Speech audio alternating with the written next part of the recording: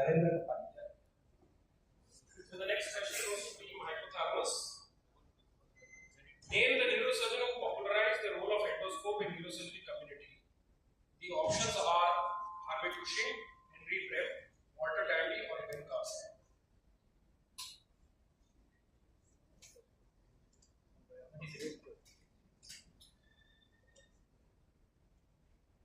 Walter Dandy.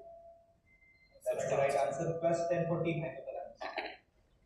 Next question is to team phonics. The first percutaneous discectomy was done by Campbell, Button, Lim, or Young.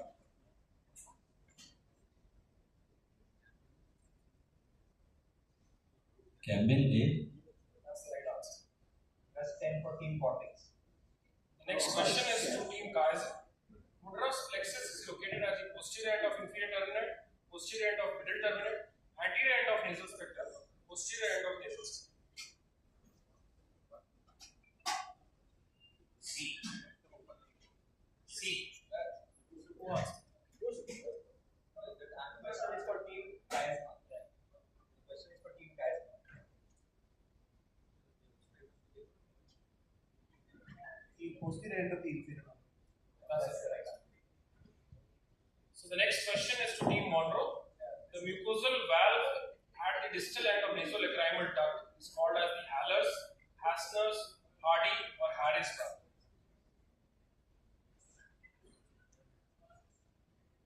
Hassner's valve. That's the right answer. Plus 10 for team Monroe. Last question of this round to team Thalamus. I see and understood which of the following triangles. The options are Parkinson's triangle, Kawas's triangle, Glasow's triangle, inferior medial triangle. Glasow's. That's the right answer. So we will display. Tell you the scores at the end of round. So the score after the first round was very interesting. Team Monroe 10 marks, Team Phonics 10 marks, Team Hypothalamus 10 marks, Team Thalamus 15, and Team Chiasma 25. So after first round, Chiasma is forward. Come on, wake up. Okay, so we move for the second round. I want some energy in the participants. You are very dull. This is a quiz for your enjoyment and learning. It's not something which is going to give you less marks in your final exam. So be energetic. Now we start with team Thalamus. We'll go on the left. So the pass will be on the left this time. Okay? Clear? So the first question is to team Thalamus. Which one of the following nerves responsible for extraocular muscle movement is outside the annulus of Zinn? The third, the fourth, the fifth, or the sixth? We've given you a diagram to help you out with the answer process. Sixth. Sorry, that's the wrong answer. The question passes to team Monroe. Fourth now. That's the right one. So the one outside, the frontal, the lacrimal, and the fourth nerve that are outside the annulus of Zinn. Which of the following, question is to team Monroe, which of the following is not the content of foramen ovale? The maxillary nerve, the accessory meningeal nerve, the lesser petrosal nerve, or the emissary vein?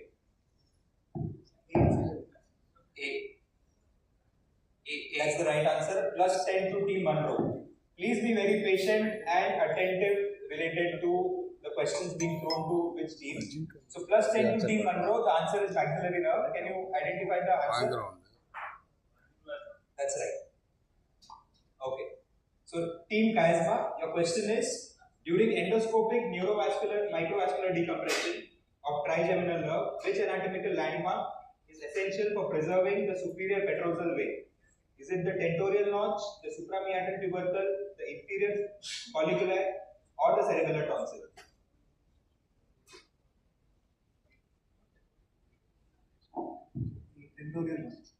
That's the wrong answer. The question passes to team Fornix. So time up. We go to audience. Anybody from the audience who wants to answer? Sorry? That's the right answer. That's the right answer. So when the question passes, it is in the same time bound that you have to answer if it passes. Okay. So no marks to any of the teams. I think the next question is for the team Fornix.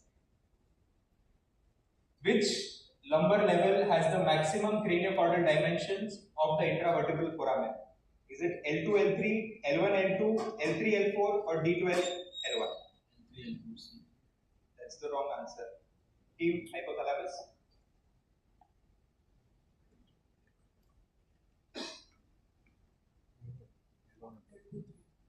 That's the right answer. So +5 for team hypothalamus. And the next question is going to be for team hypothalamus. Which optical principle contributes to fisheye effect seen in the endoscopic visualization of neurosurgical anatomy? Is it high numerical apertures? Is it light scattering through the fiber optics? Spherical aberration or wide angle lens optics?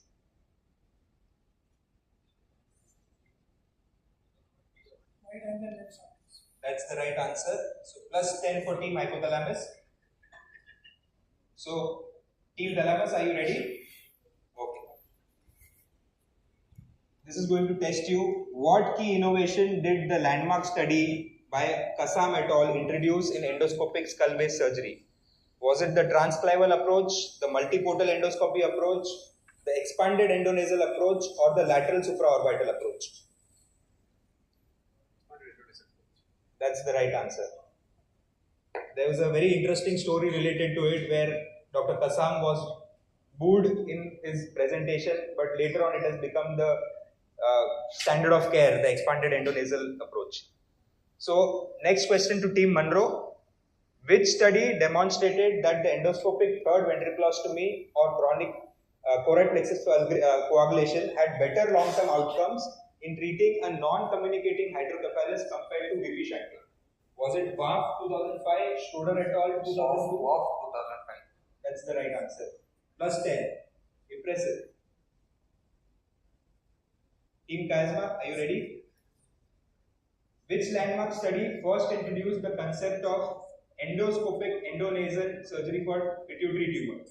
Was it Apuzzo 1985, Joan Carao 97, Kassam et al. In 2005 or Yasargil in 1980?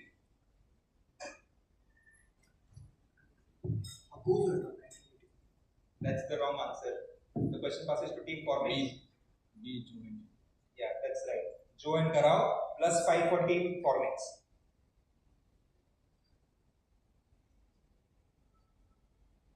Okay, so now the question is going to be directed to you. Team Cornix, are you ready? The landmark study by Teo in 1996 introduced the use of endoscopy for which pediatric neurosurgical condition? Was it hydrocephalus, craniopharyngioma, Dandy-Walker syndrome, or the pineal tumors?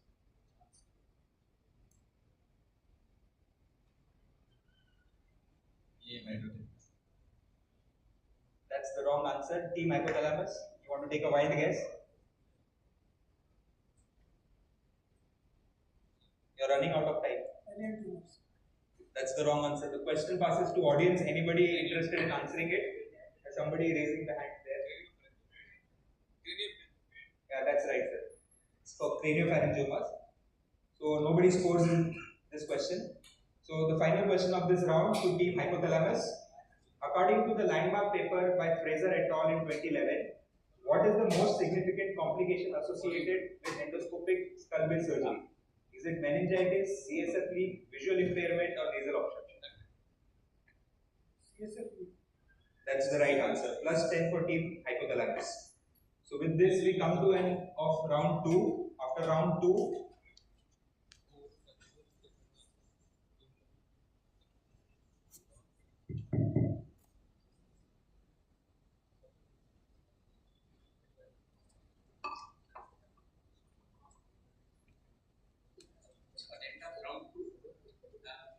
Team Monroe, 35 marks. Team Phoenix, 15. Team Hypothalamus, 35. Team Thalamus, 25. And Team Chiasm, 25. So 2 teams are 35, 2 teams 25. Getting a tiebreaker. So now the stakes have increased. You will be having -5 for every wrong answer. Yeah, so now negative marking comes into picture. These are typically quite easy to answer questions, so should not get them wrong. So again, left, right, and then it will pass to team 1. This question is to team hypothalamus. Identify the structure by the blue arrow and which ventricle is it? Both answers, please. Think and answer. Thalamus right vein and right vein. Absolutely right. How did you These are identify very, it? Would you like to tell? this round is going to be very high scoring. Please keep your head cool and answer. Would you like to tell how did you identify it? Usually, vein will be more. So generally, sir, would you like to answer? The thalamus right vein is generally on the right ventricle of the coronary. So +10 for team hypothalamus. Question to team Fornix. Which cell subtype is located in the red colored area? There are no options. GH. GH. +10 for team Fornix. So the next question is to team Kaiser. Intraoperative X-ray of which technique is this? All day we have been discussing the same thing. Unilateral bipolar condition. Excellent. 10 marks. +10 for team Chiasma. So the next question is to team Monroe. A patient seen in the OPD with clinical signs of visual deterioration and hypopituitarism. What is this treatment?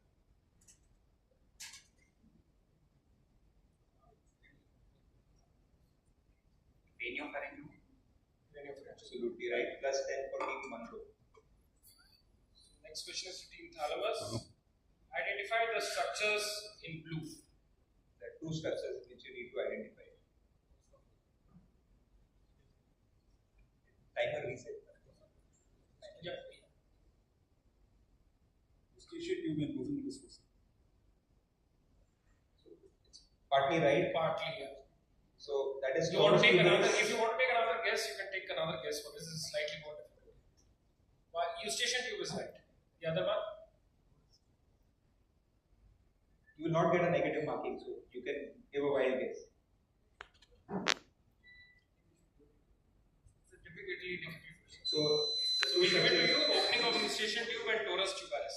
+10 for team Thalamus. Fine, not an issue. So the next question again is to team hypothalamus. What is the structure marked and what passes through it?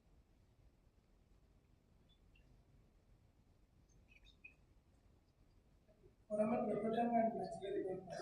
Absolutely right. +10 for team hypothalamus. Next question is to team Fornix. GSP is a parasympathetic nerve whose nucleus of origin is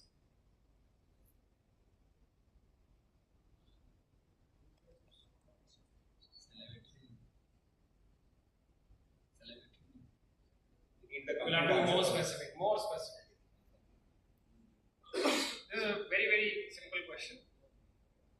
Can't give it this out. Sorry. That's right. +10 for team Fornix. Fine. The next question is to team Kaiser. Which of the following commonly used landmark is used for lateral transorbital approach? It was, I think, discussed by Dr. Sudhir in the previous video lecture.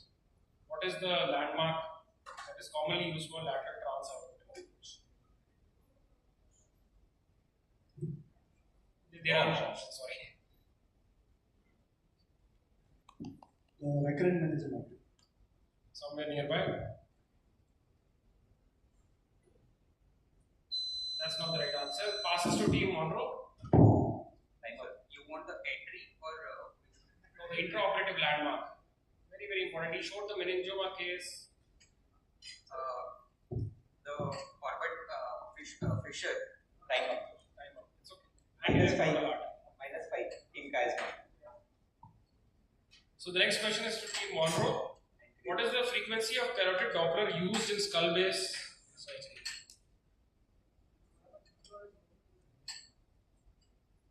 Ideally we should, but the judges.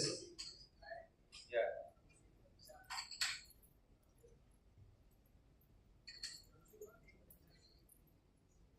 Eight to 20. We'll give it to 8 megahertz. +10 for team Monroe right now. The last question to team Thalamus. Agraphesthesia is the presence indicates involving which lobe? And you have to be really specific. Part of the lobe.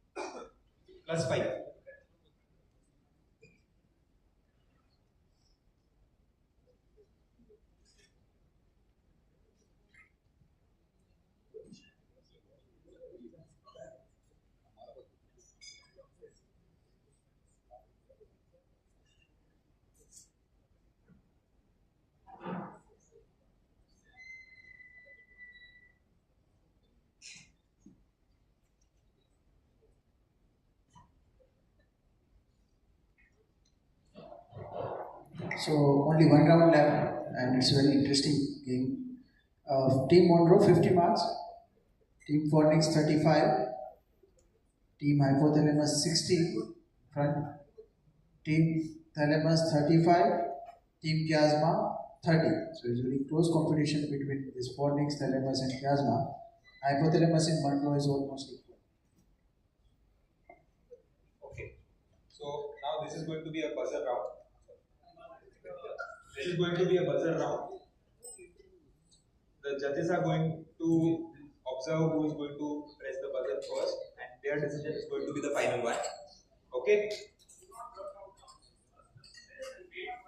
Yes. So plus 10 for right answer, minus 5 for negative for wrong answer. If the question passes, there will be only one pass. If the question passes, it will be plus 5, minus 5. Okay, clear? And this is not going to be in any direction. So it's a buzzer. Okay.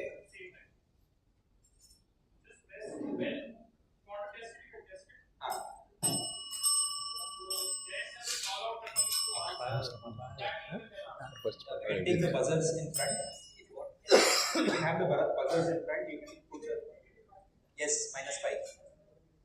Plus 10, minus 5, and for pass, it is plus 5, minus 5. Okay. I'll read the question. Once I complete the question and the options, you can go ahead with the answering part. Okay. If you know the answer, yeah.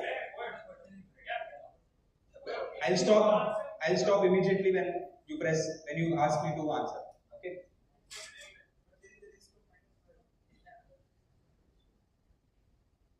Okay, are we clear? Any more questions, queries?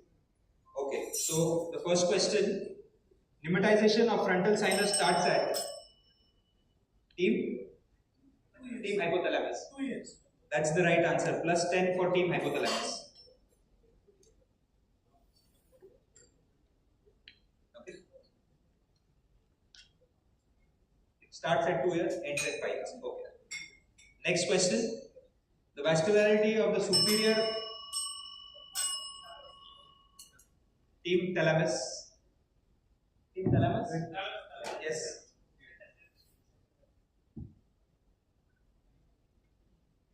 Sphenopellectin.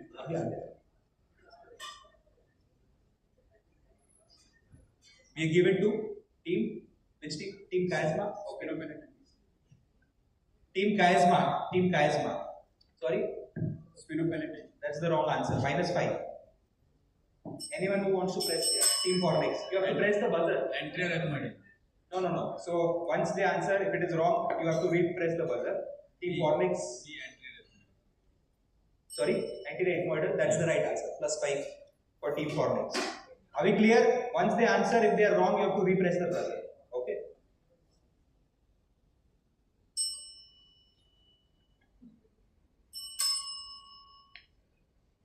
Hypothalamus? Okay. Hypothalamus? Supraoptic nucleus of supraoptic. A.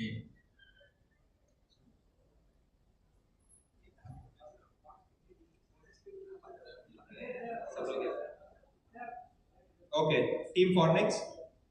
Give the answer, please. A supraoptic. Okay. Plus 10 for Team Fornix.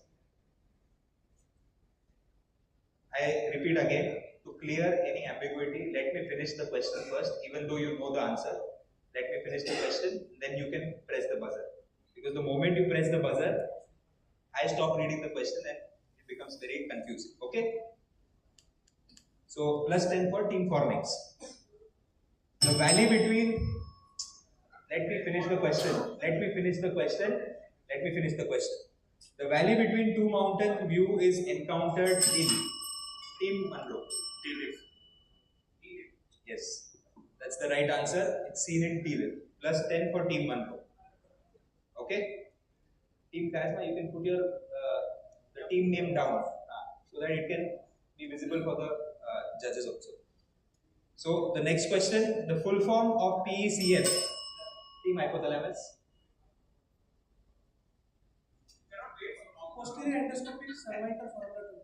That's the right answer. Plus 10 for Team Hypothalamus. Okay. We go on to the sixth question. Acetozolamide causes team thalamus. So we have three judges to rule it. Thalamus. Yes, please go on answer. That's the right answer. Plus 10 for team thalamus. So any query, the judges are the final judge to give who has pressed the buzzer. Okay. And enjoy the process. It's not the prize money which you have to enjoy always. Okay. Wet keratin is hallmark. Team thalamus. Ontogenic system. Ontogenic system. That's the wrong answer. Team 1 Cornix. Team Cornix.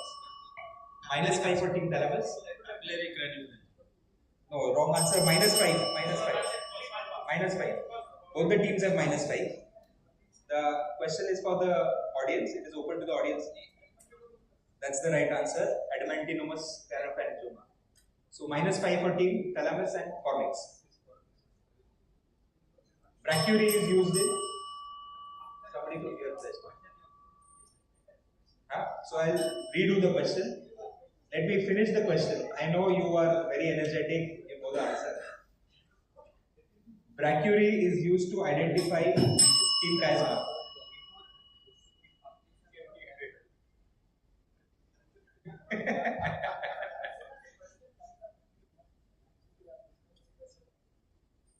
So we give this to team chiasma because, yeah, team chiasma. That's the right answer. Plus 10.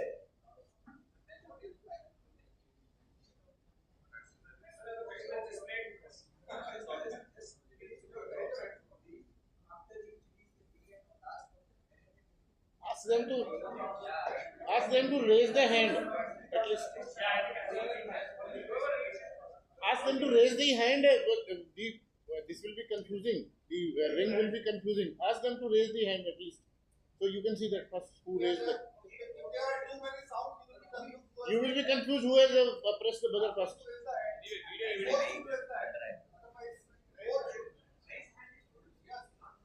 Okay, I'll not read the question. The four of us will be fixated here, looking at who's pressing the buzzer first. Okay?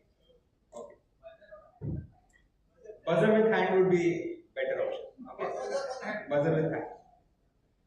I know the prize money is very big at stake. Yeah.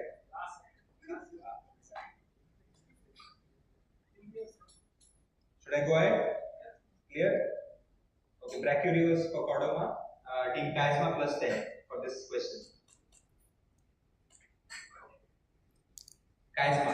Team chiasma. So the next question is Team Monroe. Team Monroe. It's A papillary.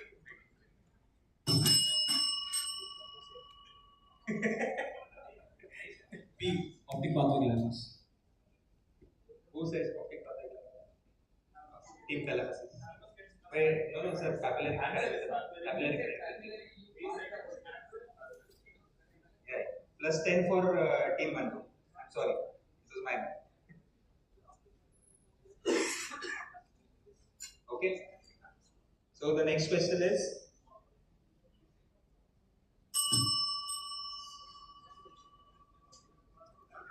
Yeah, Monroe. 6 to 8 weeks. That's the wrong answer. Team thalamus. Team thalamus. That's the wrong answer. Question to the audience. Both minus 5. You want to take any wild guesses without any points? That's the right answer. 3 to 4 weeks. Yeah. So you can. See, we've eliminated the timer part for you in this question, in this round, because of specifically for this. Confusion.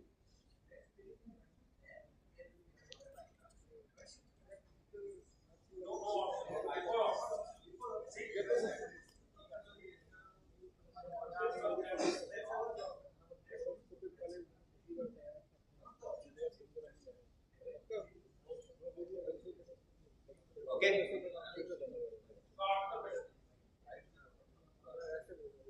Which key anatomical landmark is used to identify lateral ICA during fully endoscopic endonasal transpterygoid approach? Team hypothalamus. Team hypothalamus. Team. No, again they did it. Team hypothalamus. That's the right answer. Plus 10 for team hypothalamus.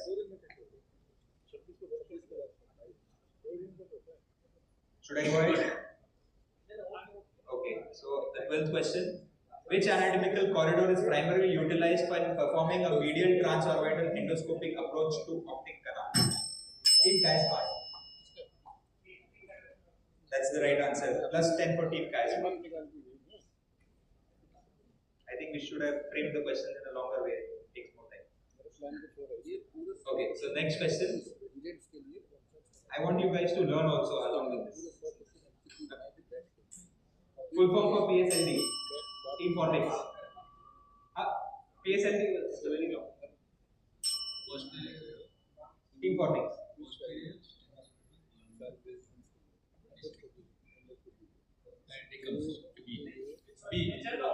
B. No. B. Sure? Okay, done. There is no pass in this if there is a wrong. B. Okay, there is no pass in this. The right answer is A. There is no pass in this if it is the right answer. -5 for Team Fornix. There was no pass in this round. Identify the arrowed segment. Yeah, Team Mango.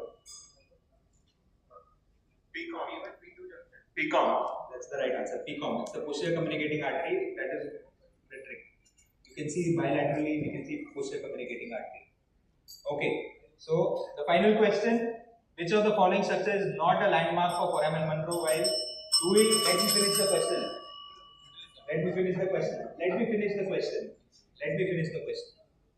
Which of the following structure is not a landmark for foramen Monro while doing ETV?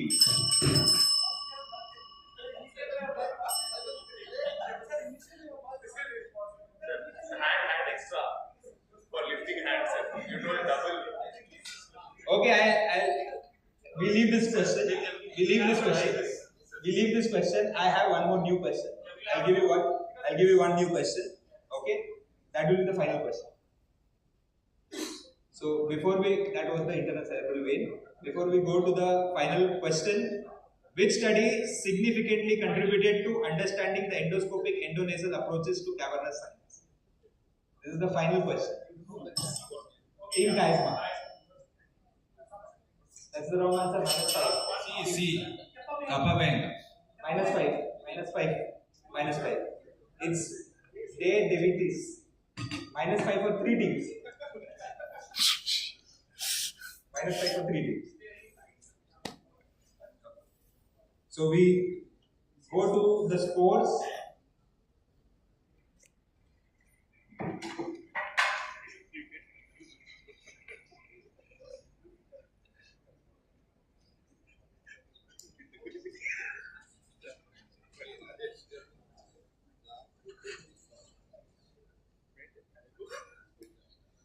So, did you find it interesting? Did you learn anything? Or was it only the money which was at stake?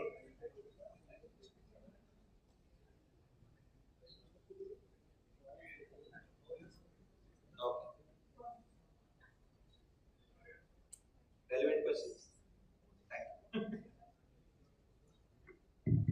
So, do we have a clear winner? Team hypothalamus. Yeah. So stands first 83 marks. Can you have a big round of applause?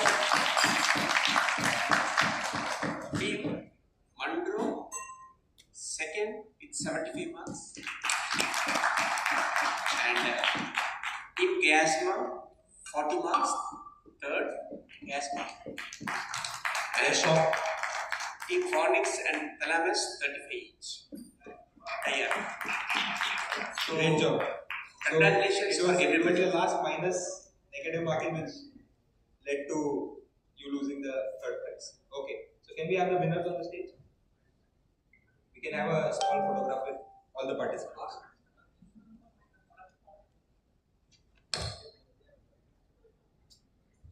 They all had earlier participated in online rounds, have won, and then they have come to this round. So practically all are winners.